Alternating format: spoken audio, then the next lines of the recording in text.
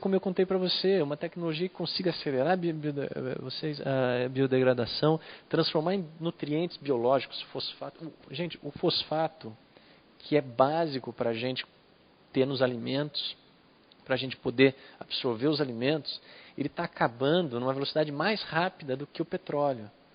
A gente tem menos de 40 anos de fosfato se a gente continuar usando solo sem recuperar. A gente usa 4.000 vezes mais solo fértil do que a gente consegue repor. O selo de alimento orgânico, que todo mundo vê hoje em dia, ele não aceita que seja orgânico se tiver dejetos humanos. Significa que é orgânico se o ser humano não participa. Tem alguma coisa errada e a saúde é importante. Uma coisa é patologia, a gente precisa fazer uma indústria. Ninguém está falando em distribuir aqueles dejetos para o seu... Quando comecei a conversar com uma pessoa, falei assim, tá, mas então eu vou botar minha descarga direto para o meu jardim? Não, é uma indústria, uma máquina, um reator, trabalha em altíssima temperatura e tal. Ele atinge aquela temperatura só pela própria fermentação. Eu não tenho energia elétrica, eu não tenho nada ligado a isso, não tenho uma máquina mecânica funcionando. É química pura. A próxima revolução vai ser a revolução da qualidade química. Tratar a sustentabilidade como algo, um novo padrão de qualidade. Não como algo à parte, nem como algo novo. É um novo padrão. Eu estou aumentando o padrão de qualidade dos produtos. Afinal de contas, assim, sustentabilidade nem é uma palavra muito legal. Se vocês perguntam para mim se o meu casamento... Como é que está o seu casamento aí, Alexandre? Eu falo assim, está sustentável. Não é bem, sabe? Eu quero mais. Eu quero que o meu filho cresça. Eu quero que minha família prospere. Eu quero que o meu país... sabe? Eu não quero menos. Eu quero mais. Porque a natureza é assim, a natureza é mais. Agora é mais com equilíbrio, é mais com troca, é mais com restauração. Então, esses dois ciclos, a gente começa a falar de produtos de consumo e produtos de serviço e uma tecnologia que resolve essas duas coisas. Bom, vamos fechar? Como é que está? Bom, essas são algumas perguntas que aparecem, tá? Perguntas como, o que o meu produto faz de verdade pelo meu cliente? Né? Será que quando eu vendo cadeira, eu estou vendendo cadeira, eu estou vendendo conforto para ficar num auditório por algum tempo? Estou vendendo saúde porque a pessoa economicamente está bem sentada, sabe? Questões como esse meu serviço que eu estou oferecendo. Será que eu não estou oferecendo mais problemas do que soluções? Será que eu não estou oferecendo um ônus? Quando eu digo para o cliente, olha, você consome menos, né? Porque ser menos é mais sustentável. Poxa, o cliente toda vez que vai trocar de produto, ele tem culpa. Então, eu tenho que entender que eu tenho que fazer, em vez de... não é uma planejar obsolescência, mas é projetar obsolescência. É saber que no ciclo de uso do produto tem uma hora que o uso deu. Eu preciso saber que aquele público quer um produto que dure tanto tempo. Eu vou oferecer para ele aquele produto que vai ter aquela função que interessa. E tudo que não interessa para o produto, para o cliente, devolve. Saiu um relatório da McKinsey agora, foi apresentado em Davos, sobre o que eles estão chamando de economia circular. Economia circular é exatamente sobre essa coisa dos produtos que viram serviços. E o cálculo da McKinsey é que a máquina de lavar... McKinsey é uma consultoria da área corporativa, muito famosa. O cálculo dela é que a máquina de lavar, se eu pudesse não vender o material, se a indústria não vendesse o material, se ela mantivesse a posse do material e vendesse só o uso, licenciasse aquele equipamento, o preço da máquina de lavar poderia ser 3 vezes mais barato. Porque eu não estou vendendo mais o plástico nem o metal. É meu, é da indústria. A indústria só oferece serviço e volta. Ela não precisa mais comprar matéria-prima, é dela. Entendeu?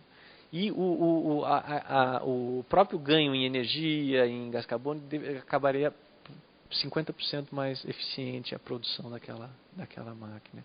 E geraria outros negócios. A empresa já não ganha dinheiro só vendendo produto, mas ela começa a ganhar dinheiro vendendo vários serviços em torno. A gente está vendo na área de software isso acontecendo, a gente está vendo a diversidade acontecendo na internet. Tudo que é de ponta já está explodindo. Esses conceitos não são novos.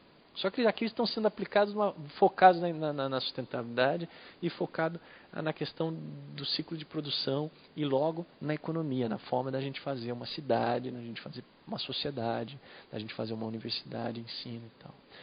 Então, perguntas como o que acontece com o meu produto depois que o cliente decidir que acabou o tempo dele, qual o valor dos materiais que eu estou usando. Não é só o valor do produto em si, mas o valor dos materiais tem um valor intrínseco. Deixa eu ver o que podia comentar aqui. É isso aí. Passa para o... Bom, tem mais alguma coisa? Não, né? Deixa eu passar para vocês, então. Agora, na segunda parte, a ideia é o seguinte. Eu queria... A ideia nossa é juntar em grupos de 7 pessoas, 6 ou 7 pessoas, que a gente possa passar, vocês tentem pensar, porque a questão da diversidade, quando a gente fala em diversidade, significa, isso aqui não é uma solução, vocês já viram, não é uma solução fechada, não é algo que vem, é assim que se faz. São princípios que orientam soluções que têm que ser locais, tem que ser para cada especialização. Eu, arquiteto, penso que isso pode ser aplicado de um jeito, desde questões óbvias, tipo, e se eu conseguisse fazer um edifício que aproveitasse melhor a energia, a brisa do ar, a energia solar, ou talvez ter placas voltaicas, talvez ter uma turbina, mas não necessariamente high-tech, mas de várias formas. Mas tem coisas menos óbvias, né? Que é eu entender que cada edifício tem que ter se o meu edifício tiver um bom relacionamento com o bairro, eu vou trazer mais segurança. Aqueles edifícios que fazem um muro só com a entrada de estacionamento, o relacionamento com o entorno é zero. Aí eu promovo insegurança para o bairro. Logo, eu promovo a desvalorização daquele bairro a longo prazo. Aí você começa a pensar... Eu comecei a aplicar Cradle to Cradle em questões básicas, como beleza. Quando eu tenho um edifício, eu acabei de roubar a beleza do céu, do morro que eu via atrás daquele edifício. E se eu não devolver mais beleza do que eu roubei... Poxa, para que eu construí aquilo? Então, assim, estética, né? Comecei a pensar essas questões. Acho que cada área tem questões que vão surgir. Então, eu queria jogar um desafio para vocês. Que a gente vá pro lanche agora e a gente, em grupos de 7, queria que vocês formassem esses grupos de 7 aqui já, fizessem um papo de barreiras e oportunidades que vocês, grupo, começam a identificar nesses 3 princípios. Né? Se eu fosse aplicar esses 3 princípios, essa ideia toda, para o meu campo, ou para uma ideia que o grupo define, é realmente para promover um pouco de pé no chão agora. A gente foi lá em cima, né? Pé no chão. E aí eu quero propor para vocês um exercício de plano de ação, que a gente chama de plano de voo, de roadmap. O Cradle to Cradle ele só funciona se ele for colocado num roadmap, se ele for colocado em um sistema onde você sabe onde é que você quer chegar, você sabe onde você está, e você estabelece metas no caminho e consegue ser transparente, evoluir, alinhando equipes, alinhando quem está recebendo o serviço e quem está fazendo a coisa acontecer. Esses 4 pontos vão ficar evidenciados lá na próxima debate lá fora, que é como é que eu declaro os propósitos, como é que eu faço o inventário, como é que eu desenvolvo esse plano de voo e como é que eu comunico. Eu vou falar um pouco disso como um saborzinho de como é que se implementa isso na prática. Então, vamos dar meia hora, né? E aí o grupo pega uma coisa para comer, senta, já começa a bater papo e tentem começar a listar barreiras, 3 barreiras e 3... Tentem ser sucintos, 3 barreiras e 3 oportunidades de implementar os 3 princípios na prática, na tua área, ou numa área específica, num problema real, para a gente compartilhar entre os grupos e fazer um pequeno debate orientado. Alguma dúvida? Alguém quer falar alguma coisa que eu falei?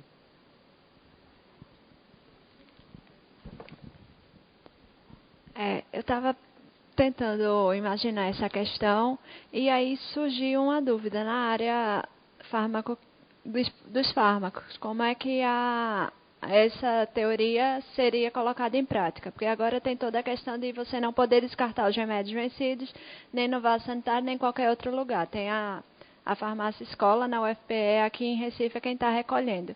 E também tem a questão dos materiais utilizados no hospital, que aquilo ali, sim, teria que ser incinerado por causa da contaminação.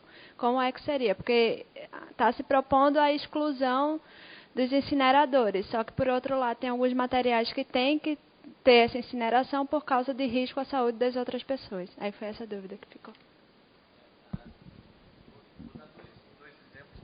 Ajudem nessas dúvidas, né? Um exemplo é a da Califórnia. O estado da Califórnia decidiu que vai ser um estado cradle to cradle. Instalou lá o Instituto de Desenvolvimento de Produtos Cradle to Cradle e oferece certificação de produtos, inclusive. Eles resolveram que iam aplicar o Cradle to Cradle na política de química verde. Na Califórnia hoje também é proibido jogar fora os remédios, porque eles começaram a ver que o leite materno das mães tinham mais antibióticos que mais? Antibióticos e tem bioacumulativos, mais do que o leite, mais do que a lei permitia o leite que vai na prateleira. Aí eu vi até uma palestra que a pessoa dizia que felizmente o fígado, o sistema de fixação dessas toxinas dos bebês não estão formados o bastante para reter tanta toxina. Mas você já está intoxicando seu bebê quando ele nasce, né? Então assim, realmente a gente precisa começar a pensar que produtos como remédios, shampoos, não só quando eu jogo fora, mas como quando eu tomo e o que eu não absorvo quando eu urino, por exemplo. Ele está intoxicando o ecossistema. Então tem que pensar numa nova indústria de química verde que trabalha com... Eu não estou falando de remédios ancestrais, é outra coisa. É uma química do jeito que se faz, pode até ser alopatia ou não, mas que você pense que existe um fluxo do material. Eu preciso saber que o meu material eu retiro, eu fabrico, eu uso para fabricar, e aí aquilo mantém. Então esse é um caso do que está acontecendo lá fora. Está tendo muita discussão, por exemplo, em abrir a fórmula dos sabores, gostos, cheiros, cores, porque isso é patenteado. Quando você toma você usa um cosmético, você usa um shampoo, você toma um refrigerante, que o fabricante do refrigerante, do shampoo, ele não sabe o que está na fórmula da cor que ele usa, o que está na fórmula do cheiro que ele usa. Ontem foi falado que os brinquedos que não tem um cheiro ruim e as fábricas de brinquedo botam um cheirinho no brinquedo, é mais tóxico ainda, é algo que está volatilizando que ninguém sabe que tem ali. Então a briga nos Estados Unidos e na Europa hoje é quebrar essas patentes para que, pelo menos, ela, de alguma forma, diga o que é que tem para alguém, para um governo fiscalizador, e que tenha limites ou tenha, pelo menos, uma lista de químicos proibidos. Esses químicos potencialmente podem causar câncer. É o princípio precaucionário para câncer, para bioacumulação, para a saúde. Sabe? Se isso pode causar câncer e se o produto é usado de uma forma que entra em contato com as pessoas, não deve ser usado. Né? Um amigo nosso estava com um problema de pele, que ele pesquisava, não sabia o que era, aí ele leu na internet que poderia ser amaciante. Ele parou amaciante, 3 meses tendo esse problema. 1 semana, sumiu. Então, assim, são químicos que entram em contato com a gente e que não têm controle de qualidade adequado. Sobre a segunda questão, do incinerador, na mesma Califórnia já existe uma indústria que começou a coletar as seringas. As seringas não, a ponta das seringas, metal.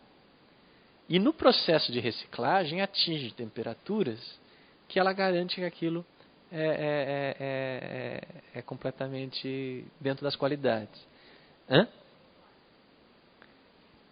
Eu não sei o que eles estão fazendo com plástico, mas o que eu quero dizer assim, se a gente começar a focar tecnologias, pesquisa, imaginando, poxa, como é que eu faço um processo de reciclagem onde eu esterilizo esses materiais? Ou como é que eu faço um processo de biodegradação que esteriliza também os materiais? Certo? Aí, claro, não vai ser essa indústria de reciclagem tradicional, vai ser uma indústria de materiais específicos. Eu não posso pensar que a solução para materiais contaminados é queimar. Porque uma hora a gente chega no limite. Né? É muita pesquisa, muita tecnologia. Meu nome é Otávio Moraes. Nasci na Semana do Meio Ambiente e tudo que é, no caso, sustentabilidade e desenvolvimento me interessa muito. Segundo análise já foi feita em alguns países com o título material biológico em hospital, o plástico, toda aquela embalagem, e foi feita uma pesquisa com material usado ontem. Todo aquele material que ele diz que foi de uso hospitalar e contaminado, uma embalagem de soro e aquela mangueirinha, ela jamais pegou alguma contaminação. A possibilidade de 4 para 1 milhão. A agulha que entra em contato com a pele dos pacientes, aí tem uma alta contaminação.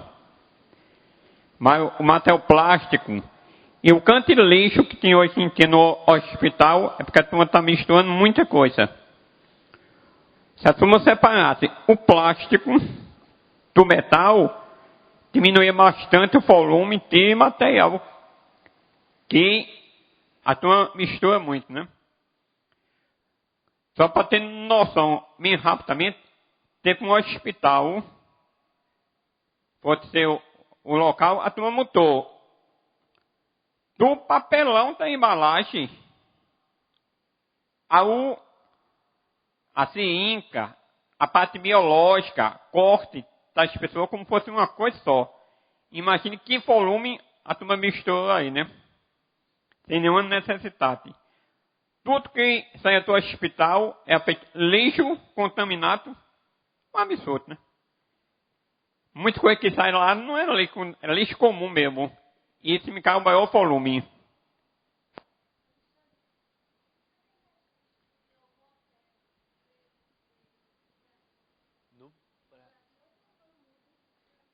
No Brasil não tenho. Olha, na Holanda tá saindo muita coisa interessante. Depois eu posso pesquisar para você. A gente pegou e-mail, né? Tá. Porque tá saindo empreendimentos. A Holanda, acho que para cá eu não falei, ela resolveu que assumir isso, o Cradle to Cradle como base de desenvolvimento sustentável do país. Começou com a ministra do Meio Ambiente, que se encantou, começou a conversar, a estruturar, começaram a fazer reuniões regionais, a desenvolver o que seriam esses princípios aplicados às regiões, o que seria energia solar para cá, o que seria waste equals food, lixo igual alimento para essa região. Então começou a desenhar, e lá estão saindo muitos empreendimentos incentivados pelo governo por conta de regulamentações, de novos incentivos.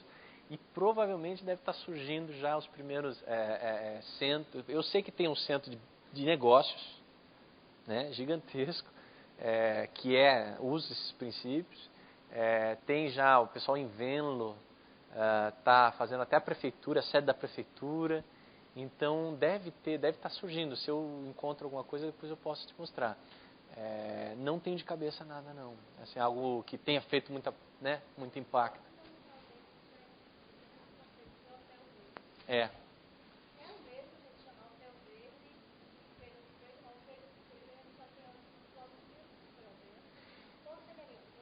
O que eu gosto de dizer assim, o Cradle to Cradle, ele apresenta uma estrutura clara. Eu trabalhava com arquitetura verde. É uma estrutura muito complexa. Eu trabalhei com o pessoal de desenvolvimento de edifícios eficientes, energia eficiente, do programa do Procel. Ajudei a implantar os primeiros edifícios lá em Santa Catarina. Uma crítica que eu fazia a busca pela eficiência energética pura, independente do material que eu estou usando no edifício. Eu posso fazer um edifício de, sei lá, coisa de radioativo, Entendeu? Contanto que seja eficiência energética. E eu falava, pô, não pode ser uma norma tão restrita assim e chamar isso de sustentabilidade, ou chamar que está na direção. Então, separa isso e diz, olha, aqui a gente está trabalhando energia, mas tem que estar em conformidade com... Não. Eu acho que a gente tem que começar a pensar questões que integram mais as questões de sustentabilidade relacionadas à saúde humana, né? Não só, sabe, a eficiência pura, ela perde um pouco a noção de que o foco está no ser humano como ser vivo, né? E aí, obviamente, a natureza se estende. Mas, sim, eu acho que o ecodesign, eu acho que a própria eficiência, falta um rumo, e aqui dá uma certa estrutura que eu posso estabelecer, então, metas a partir de uma estrutura que, por analogia, se na natureza dá certo a gente conseguisse chegar lá, a gente conseguiria pelo menos mais 4 bilhões de anos, né? Se a natureza chegou até aqui. Tem muita coisa para testar, tem muita tecnologia para evoluir, mas se a gente imagina que há 200 anos atrás, quando começou a Revolução Industrial, existia 1 bilhão de pessoas no planeta que viviam de sol. Por quê? A agricultura era solar. Basicamente base de sol. A gente fazia roupa do que vinha dos animais, tecidos vinham de lã, ou senão de fibras vegetais, que era solar. O aquecimento, a gente usava ou biomassa, ou não tinha petróleo. A gente usava um pouco de carvão vegetal. Quase não minerava carvão. Então, assim, a grande evolução que a gente deu, o salto evolutivo tecnológico que a gente deu em 200 anos, com input de energia não renovável, a gente agora tem que dar esse salto, o próximo salto. É uma questão de ter o rumo. Eu em arquitetura, eu não sei se eu dei esse exemplo de manhã, se você pega um desenho de Brasília, não tem quase árvore, não tem quase gente. Tem carro, tem helicóptero, tem edifício e concreto. Desenho Ou seja, gente, isso foi desenhado, foi pensado para ser assim. A gente olha para a cidade, a gente fala assim, essa cidade muito concreta, foi desenhado, foi pensado. Lá na década de 50 começou a se falar, qual seria a cidade ideal? Seria essa. A gente achou que estava na direção certa. Então a gente precisa saber idealizar e pensar que daqui a 50 anos a gente pode idealizar algo que a gente começou a pensar hoje. A gente está na academia a gente sabe que nada é para amanhã, que você está investindo, quem entra num curso está pensando em 5 anos, quem está fazendo pesquisa está pensando... A gente sabe que a coisa tem que ser jogada para frente. Agora eu tenho que saber a direção. Se eu consigo... Quando eu estou trabalhando com equipes multidisciplinares, com grupos, imagina um curso. Eu dava aula no curso de arquitetura que a gente botava 280 alunos com 17 professores num ateliê como esse e falava assim, vamos trabalhar. Os alunos ficavam loucos, porque daí misturava a primeira fase com a última fase. A primeira fase mesmo queria morrer. Né? Mas era extremamente interessante e produtivo, porque no final, depois de muito sofrimento, saíam coisas muito mais avançadas do que se você pegasse cada grupo na sua fase, fazendo uma coisinha. Né? Essa diversidade dá trabalho, mas precisa de alinhamento, precisa estabelecer metas claras e vamos nessa direção.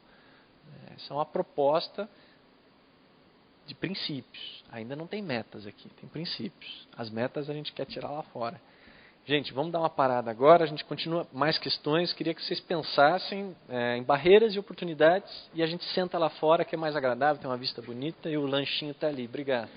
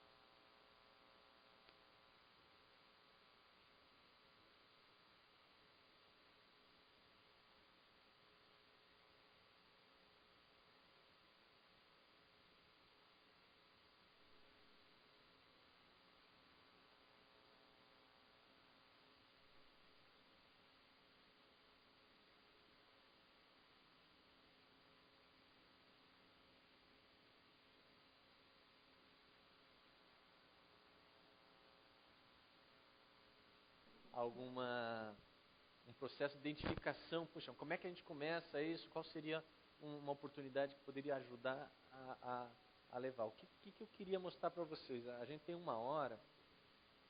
Eu queria agora fazer um exercício que a gente fez de manhã, fizemos ontem, que é trocar um pouco dessas visões. Não é um exercício fechado, que a gente vai sair daqui com um produto. É um exercício muito mais para vocês sentirem um gostinho do que seria uma equipe que resolve trabalhar com o Credit Credit como uma bússola. O Credit Credit ele é uma bússola. Ele aponta para um norte que a equipe de trabalho tem que entender que vale a pena seguir aquela bússola, por algum motivo, por um projeto, por uma missão de... Não, nós temos um problema, ou temos um desafio, vamos colocar assim, e eu uso isso para me guiar. E o primeiro passo é entender os princípios e começar a trazer esses princípios para metas. E aí tentar fazer o que a gente chama de plano de voo, roadmap. O Credit Credit ele só funciona se ele for em roadmap, se ele for colocado num plano no tempo. Um plano com metas claras e sabendo inclusive os desafios que tem que gerar inovação. Porque muita coisa está para ser feita, vocês já perceberam que para atingir aquilo ali tem muito passo para ser dado. Então eu queria dar esse gostinho para vocês do que deve se estabelecer como metas e tal, e como isso pode se tornar um plano e de certa forma incentivar essa conexão, esse início que depois você pode levar para projetos de escala pequena, projetos que podem ser um grupo de estudos, até projetos que podem transformar uma comunidade, transformar um departamento, ou uma nova disciplina, ou um congresso, ou até pensar em influenciar governos, influenciar o município, né, coisas maiores. Eu queria trazer alguns exemplos antes de começar a troca, para a gente ter algumas coisinhas. Esse aqui é um projeto que foi detonado na Europa, né? Um projeto que eles chamaram de Credit Credit Network. Eles trabalharam... Passa um pouquinho para cima. Eles trabalharam diversos pontos pela Europa, grupos que,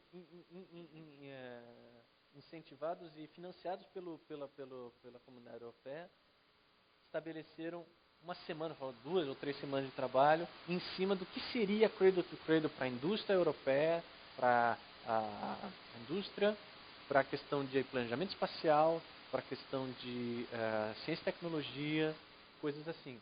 E começaram grupos especializados dessas regiões que são polos. Milão, são polos, aqui o sul de Londres, sul da Inglaterra, o polo de Rhodes, aos Alpes, que é altamente tecnológico, ali no sul da França, Limburg. Então, áreas aqui Noruega, Finlândia, aqui é Finlândia, né? Então, assim, polos de tecnologia que se uniram para promover debates. Então, isso aqui, alguns coisas do projeto, né? Por exemplo, algumas coisas que surgiram como projetos, o que seria uma loja, né? Essa marca Autogrill, que eles debateram que seria uma cadeia que tivesse uma arquitetura, boas práticas na Finlândia que já existem, que poderiam ser, por exemplo, uma coisa muito importante, estabelecer boas práticas que estão no caminho correto, né?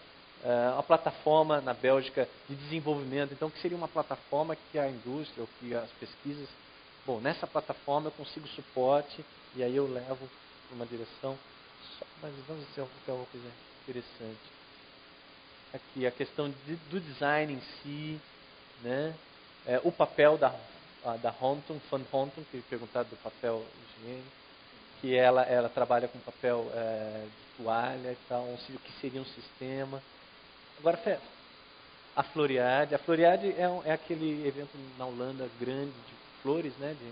E que esse ano vai ser Cradle to Cradle.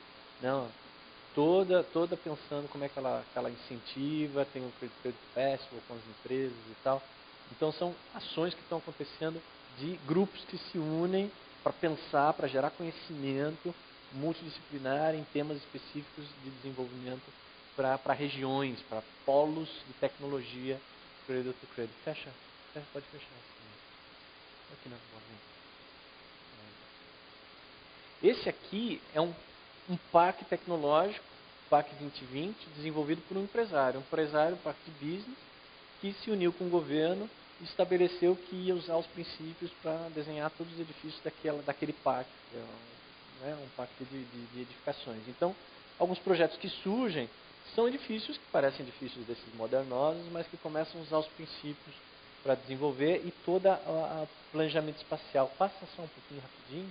Eu estou querendo passar para vocês um sentimento do que está acontecendo em alguns edifícios que vão sendo projetados. Os escritórios na Europa juntaram um grupo de escritórios, soltaram um manifesto, o que seria a arquitetura cradle to cradle. Começaram a escrever, soltaram um manifesto sobre o que eles acreditavam que era.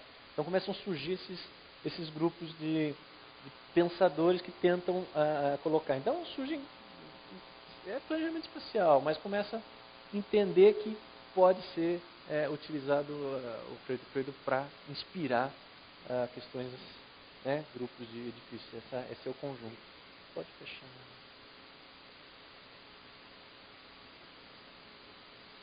Começa a ganhar prêmio. Tem uma indústria. Esse é um caso interessante. A indústria, eu devia ter falado até nos outros. A indústria de piso de PVC. A indústria de piso de PVC é a maior do mundo, a Target. Ela no Brasil ela é dona da Fademar. O PVC, ele é ciclo fechado, ele pode ser reciclado completamente. Mas PVC é carcinogênico na fabricação, carcinogênico na reciclagem, ou seja, causa câncer, e se houver qualquer desestabilização do material durante o uso, também pode soltar propriedades cancerígenas. O PVC é considerado um material que tem que desaparecer da cartilha da indústria. Só que essa empresa de PVC resolveu que queria ser cradle to cradle. Aí ela falou, por onde eu começo? Eu não posso pegar 90% dos meus materiais, dos meus produtos e transformar. Eu não tenho um substituto ainda para isso. Então vamos trabalhar em cima do produto que pode ser mudado, o piso de linóleo. Uma empresa francesa. Quando ela lançou o piso de linóleo certificado, era um projeto pequenininho, numa indústria gigantesca. Esse produto, que era o último da fila, que já nem começou a ganhar prêmio, começou a aparecer em revista, começou a ganhar prêmio de design, prêmio de pesquisa. Um produto de linóleo que é completamente biodegradável, que não usa nenhum tóxico, que não gera nenhum volatilizante nos ambientes. A gente está falando de qualidade da saúde das pessoas que estão trabalhando nos ambientes não só residenciais, mas de trabalho e tal. Aí ela conseguiu força para mudar o próximo produto. E o produto certificado dela hoje já é o piso de madeira, esse piso de folhas de madeira, que a gente chama de capete de madeira, que a gente usa bastante aqui no Brasil. Que é meio óbvio que ele seja cradle to cradle, ou seja, eu só preciso saber que a resina ali não volatiliza, que não é uma resina que é tóxica, e que o processo deu colocar o piso, retirar esse piso, moer outra vez, fazer o pó outra vez daquela madeira, botar uma resina e fazer o HDF outra vez, a folha de madeira, é óbvio de pensar, parece um processo muito... A tecnologia não é tão complexa assim. Eu preciso de uma análise química, eu preciso de uma inteligência e vontade de mudar. E ela ganhou certificação e já está... Ou seja, é um impulsionador. Quando eu consigo colocar as coisas nessa qualidade, você impulsiona a próxima inovação naquela direção. Esse é um projeto que eles chamam de Ilhas Cradle to Cradle. É um projeto do Mar Norte. Sobe aí para ver se aparece um mapa. As ilhas do Mar Norte começaram a desenvolver polos de tecnologia cradle to cradle. Eles pegaram dinheiro da comunidade europeia para desenvolver polos, aqui tá, polos de inovação em ilhas. Por que ilhas? Porque elas tinham a mesma característica, tem recursos finitos, é um microsistema muito mais controlado e mais restrito. Então, por que não polo de tecnologia para desenvolver tecnologias cradle to cradle nas ilhas que tem funções turísticas, muitas vezes, tem questões de saneamento, claro, restrição de água, coisas assim. Então, essas ilhas se uniram, fizeram um projeto conjunto e começaram a desenvolver tecnologia. Alguns resultados, sobe. Bom, questão de planejamento espacial é mais óbvio, mas começaram a surgir resultados como os produtos da Veda que usam plantas e essências, né?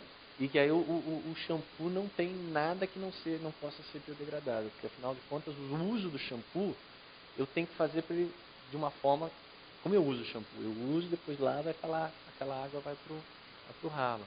Hoje em dia a pasta de dente, coloca-se titânio na pasta de dente, porque o titânio branqueia mais o dente. Se você olhar na bula da pasta de dente, está assim, esse produto não deve ser ingerido. Uma coisa está errada. Bom, vamos supor que eu não ingira, mas ao longo do meu ano, da minha vida, um pouquinho, ninguém sabe o que o titânio, micropartículas ainda pode fazer no nosso corpo.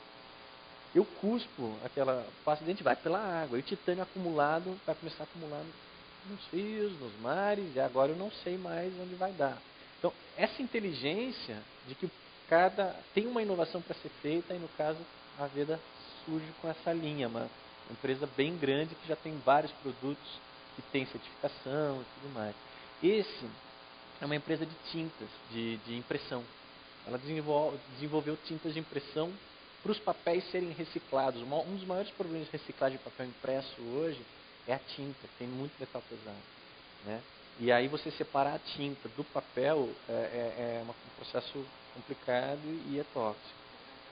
É uma empresa super pequena, desenvolveu uma tecnologia ali, numa incubadora, de tintas que não são tóxicas, que podem ser recicladas junto com o papel e separadas facilmente. Está crescendo. A Google lá. Esse é uma empresa de roupa de bebê. Parece muito óbvio, né? Roupa de bebê não pode ser tóxica de jeito nenhum.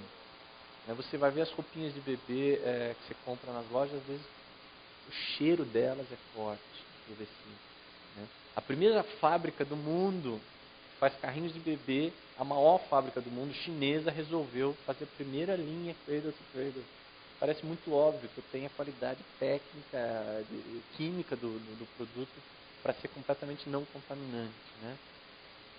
Daí surge esse produto. Esse é a método, eu cheguei a comentar, que resolveu desenvolver, limpar os produtos de limpeza. Hoje em dia os produtos de limpeza, eu fiz uma besteira uma vez, lavei louça, toda a louça, né? Estava com a minha família, então minha mãe, meu pai, lavei uma pilha de louça e fomos à piscina, né, do prédio. Quando eu voltei, a minha mão estava descascando. A reação do cloro com a mão que eu lavava estava descascada, a mão que eu segurava o prato não. O sabão com o cloro, eu fiquei um dia inteiro com a mão completamente descascada e hidratando. Ela então resolve fazer, vamos fazer produtos de limpeza, que eu sei o que tem no dentro, e eu consigo fazer com que esses produtos de limpeza não sejam tóxicos para nenhum, para o ser humano, então para bebês, para a natureza também. Essa empresa cresceu 3.000% em um ano. Ficou 3.000 vezes maior. Uma startup jovem. Exatamente. Isso sai das universidades, isso sai da mente de quem está ali querendo novo. Tá? Esse é um isopor, um produto de isopor. Para quem não sabe, o isopor ele não é contaminante, ele é inerte. Ele não solta voláteis, ele não contamina se ficar em contato com a pele ou se você ingerir. O problema do isopor, ele está no lugar errado. O isopor não pode estar no mar, não pode estar no solo. Se eu conseguir fazer o isopor voltar, fechar o ciclo, ele é um produto extremamente bom para ser feito.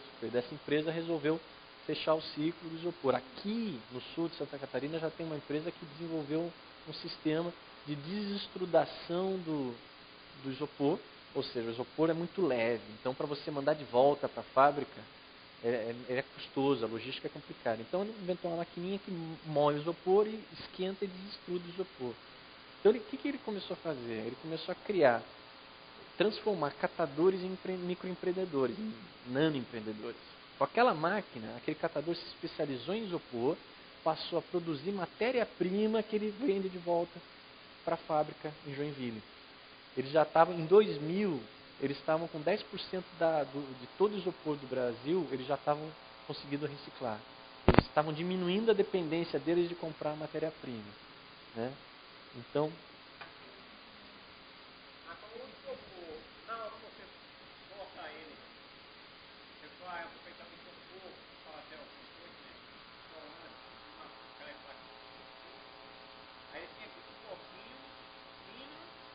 corrida.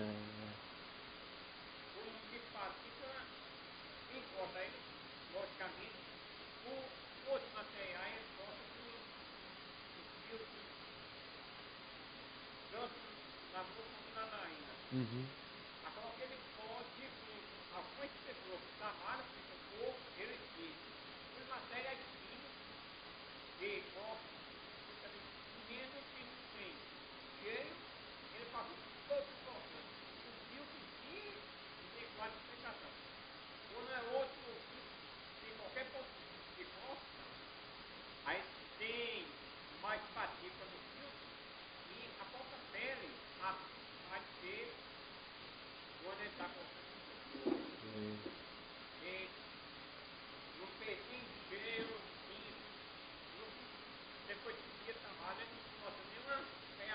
Nada. Interessante. Interessante. Ou essa poeira do isopor não ser coletada, não voltar para um, né?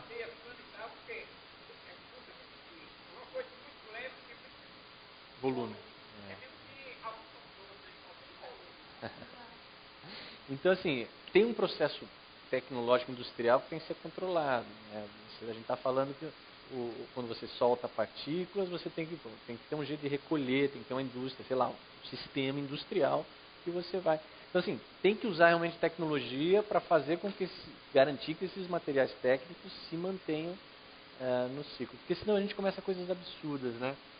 Eu li um artigo uma vez que dizia que as lâmpadas LED não são tão sustentáveis assim, porque se você moer elas e analisar, elas usam metais pesados. Poxa, mas a lâmpada LED ela é feita do acrílico e para você moer, você precisa querer moer. Você precisa pegar um martelo e moer. Não é uma lâmpada dessas frias que sem querer ela quebra e pode soltar aquele pó que é altamente tóxico. Falta sim a indústria de LED falar, não, fica tranquila, essa lâmpada é minha, ela vai voltar para a indústria, porque isso é matéria-prima para mim, é interessante, e ela desenvolver um sistema que ela possa separar uma coisa da outra. Mas o material em si, o produto em si é bastante seguro para ser utilizado, em certos critérios. Exato, né? A gente tem que realmente desenhar para que aconteça da forma correta. Esse aqui é um papel feito de pedra. Passa o próximo, né? Os caras desenvolveram um papel que é resistente à água, feito de pedra, uma pedra vulcânica ali da, né? Deve ser um papel pesado, boa. Questões de construção, com questões são pré-fabricados. Você monta pré-fabricados para você desmontá-los.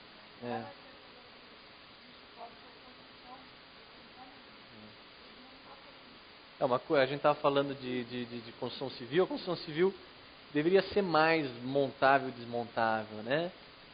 Aqui, questão de tecido, a Trigema desenvolveu toda uma linha de tecidos que são biodegradáveis, né? O tecido depois vira adubo.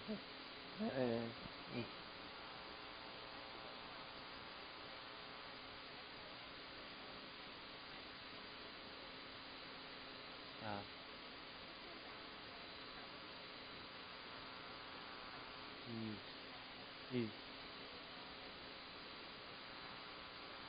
Uhum.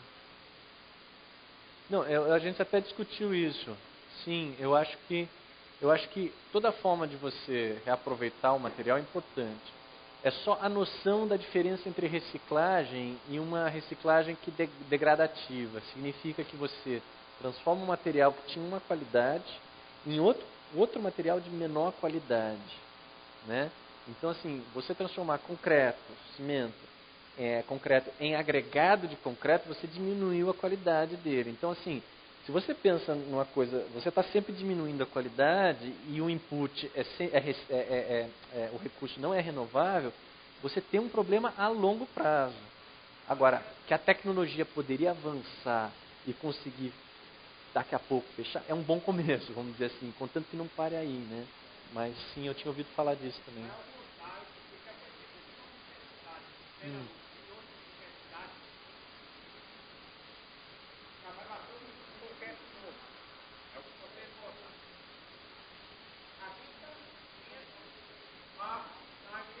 Uhum.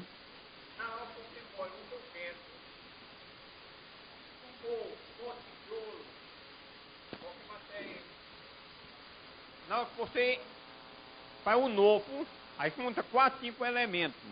Na hora que você vai moer o concreto, que é o sato, em uma parte, 20, 30%, e mistura mas o cimento novo e evita, aí você não bota mais sal, não bota carne, muito tempo, porque ali já está tudo moído. A pesquisa foi feita, ele tem uma resistência hoje superior a o material virgem, porque você tem, dentro daquele material, você já tem um cimento, já tem um pote de Maravilha. na hora que você faz bloco estrutural, com concreto moído, ele tem o superior a própria resistência daqueles materiais, normalmente é feito mais novo.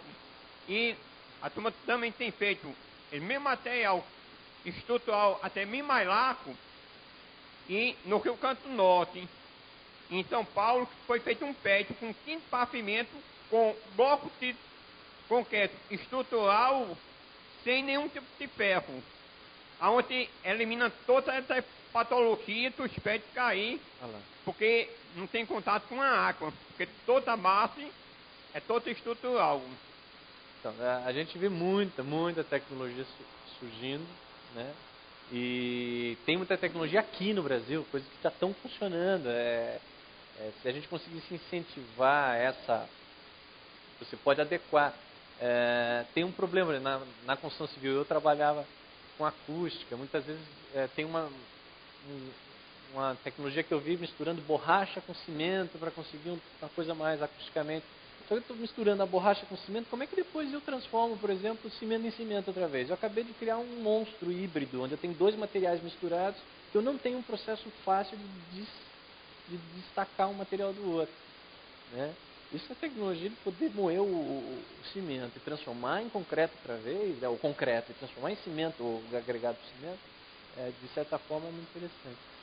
Bom, tem algumas outras tecnologias, eu só queria mostrar para vocês que está surgindo coisas de uma velocidade. Esse é o piso, telhados verdes. Esse aqui é muito interessante, é um grupo de reciclagem, era uma coleta de lixo, transformou em reciclagem e evoluiu para um banco de materiais. Que eles começaram a ser fornecedores de matéria-prima para as indústrias, ou seja, profissionalizar a ideia de reciclagem. Então eles simplesmente coletam os materiais com qualidade, que eles já sabem que tem uma indústria que compra aquilo como matéria-prima. Então eles têm bancos de materiais com qualidade industrial, fornecimento de padrão industrial para certas indústrias. A Philips, por exemplo, fez um acordo com essa empresa, é uma das maiores empresas de coleta de lixo da Europa. Fez um acordo com ela. Então, a Philips lançou a primeira cafeteira de plástico 100% reciclador, ou seja, ela só usa matéria-prima de segundo ciclo, porque tem uma empresa que está fornecendo o plástico na quantidade que ela precisa para fazer aquela cafeteira. Ou seja, ela tem garantia de fornecimento de matéria-prima. Que um dos maiores problemas, às vezes, para a reciclagem é o fornecimento de matéria-prima. A indústria de vidro no Brasil, a gente andou conversando e ele falou, olha, eu gasto 80% menos energia se você me der vidro de segunda mão. O problema é que eu preciso garantir o fornecimento na quantidade correta. O que a gente diz é que nessa metade de baixo, então a gente precisa ter uma nova indústria, a gente precisa pensar que a gente tem que inovar a logística disso, a gente precisa inovar a cadeia produtiva aqui toda. Então, falando agora quem trabalha com cadeia produtiva, quem trabalha com essas áreas mais... Né? Daí, bom, coisas... Pega o outro só. Vou, como é que a gente está? Vamos deixar o pessoal falar um pouquinho então? Passa aqui, era só para inspirar. Aqui, nós temos aqui em Pernambuco, em Ribeirão, uma usina de reciclagem que ele utiliza quase aquele sistema lá que você falou. Agora, com um material muito interessante, que é necessário, inclusive, aqui para todo Pernambuco. Aquele plástico fininho que voa assim, cai no interior, que fica agarradinho lá nos capins e tal. Então, ele utiliza aqueles plásticos numa industrialização muito interessante. E quando termina, eles saem uns macarrãozinhos assim no produto final, e ele já tem as empresas que já faz a parceria, né, e compra esse produto. Inclusive uma aqui chamada Poliútil, né, ele utiliza para fazer novamente produtos assim, bacia, balde de plástico. Então é quase parecido com aquele material lá. Exatamente. Porque a gente tem que começar agora a pensar numa indústria que faz uma reciclagem positiva. Que ela pega esse material, que é matéria-prima de segundo uso, e melhora a qualidade daquele material. Então imagina pegar o PET, a garrafa PET hoje que tem antimônio, e no processo de reciclagem eu retiro o antimônio, substituo por um catalítico de maior qualidade, que não seja intoxicante, e aí eu vou melhorando a cada reciclagem. Agora eu queria passar para os grupos, falarem um pouco sobre as barreiras e as oportunidades, e tentar desenhar com vocês nessa última meia hora essa ideia de como é que seria um plano de voo, como é que a gente trabalha um pouco essa coisa, como é que eu boto em prática, ou de certa forma eu tento pensar num próximo passo. Você queria falar alguma coisa? Sim ou não? A garrafa PET, né? Ela, assim, ela ainda continua sendo muito utilizada, né? Assim, a gente vê até a Coca-Cola agora está fazendo também, né? Você, com a garrafa, você leva de volta para lá, né? Então tá retornável, é uma garrafa retornável, né? Então, assim, como o pneu tem nas escolas, tem uma escola que o próprio dono criou o pneu, fez o balanço com o pneu. Balanço é até mais fininho e é bem mais seguro e dura, já vai ter mais de 7 anos sem precisar ajeitar nada com o pneu. Então, assim, interessante, né? De pegar essas matérias e continuar reciclando. E eu acho assim, que a garrafa PET pode ser até que já acabe, né? De até fabricar. Mas como agora até a Coca-Cola está pegando e fazendo isso retornável, melhora bastante, né? Assim,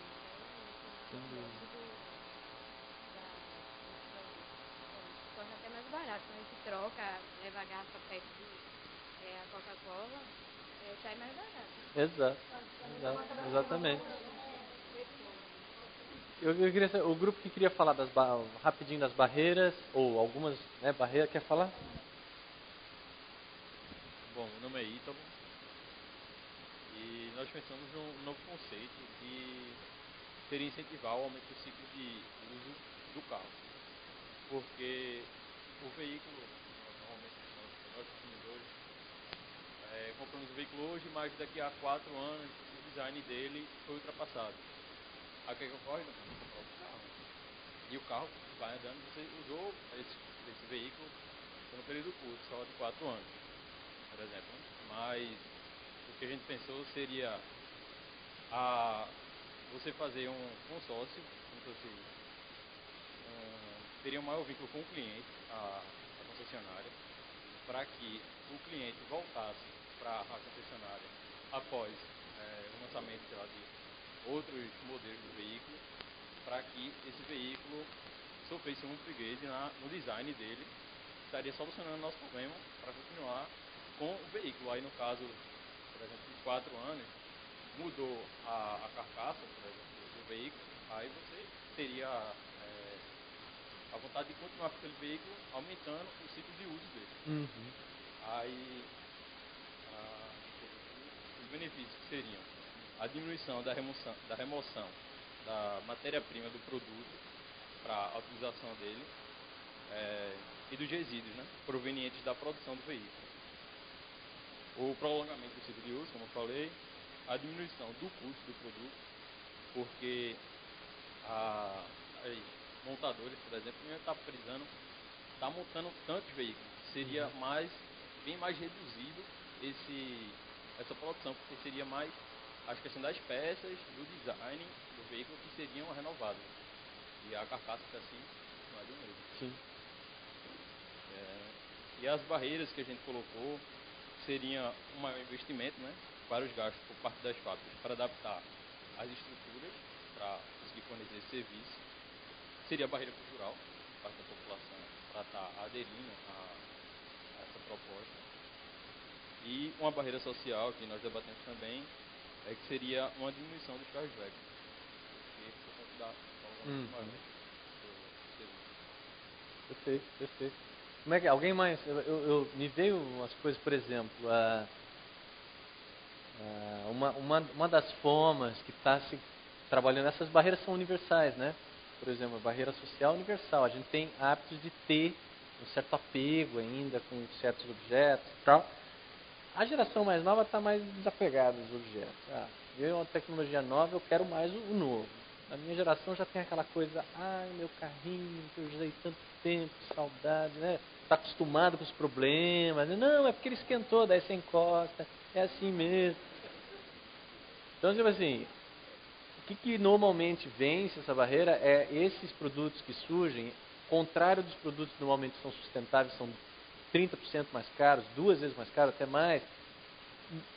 99% dos produtos que saem não saem mais caros do que os produtos tradicionais.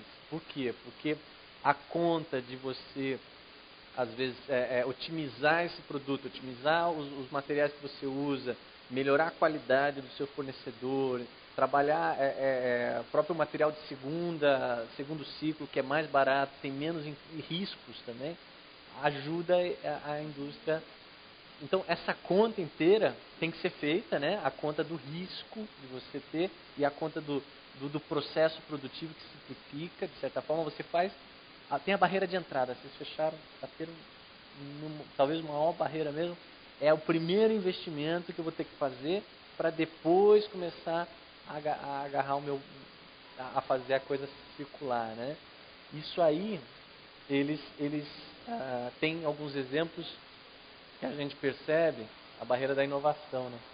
Que a indústria, ela começa por um projeto piloto, ou seja, um projeto mais simples, um projeto mais não tão complexo. Imagina que você pega, em vez de pegar o carro que vende mais, você pega um carro de nicho, um carro especial. Por exemplo, a gente teve em Barcelona, né? E Barcelona agora resolveu que vai levar a cidade para o nível da energia elétrica para os carros movidos elétricos. Então, como é que ela começou? A gente estava conversando com o pessoal de inovação lá da cidade, a Barcelona Ativa, e que vem pensando em inovação da cidade desde a época das Olimpíadas, né, quando eles deram a volta por cima. A estratégia deles foi o seguinte: eles conseguiram atrair uma indústria chinesa que produz scooter elétrica com a seguinte promessa: vamos instalar centros de abastecimento elétrico pela cidade, em áreas específicas, gratuito, movido a sol. Para quem que a gente vai oferecer esse serviço? Que é novo, que a infraestrutura não está pronta, que ninguém conhece, a barreira cultural de entrada é muito grande. O jovem. O jovem é o seguinte: eu gasto menos dinheiro na gasolina, é novo, me dá que eu experimento. Vários produtos começam pelos jovens, exatamente porque os jovens não têm tanta barreira. O que está acontecendo? Está acontecendo que Barcelona começou a ter os centrais de abastecimento, as pessoas começam a pensar em ter essas scooters. Daqui a 5 anos, capaz da gente ouvir, ou 3 anos, ouvir a notícia: Barcelona é a primeira cidade que está atingindo veículos, pelo menos, ou está restringindo, está dizendo, no centro da cidade não anda mais veículo se não for elétrico, porque ela começa a inovação a partir do ponto mais fácil. Ela vai contornando, é estratégico. É estratégico, né? Isso é interessante. Alguém mais quer falar? Algum grupo? Quer falar das barreiras? Vocês estão aí quietinhos. Aqui falou um pouquinho ali. Ou das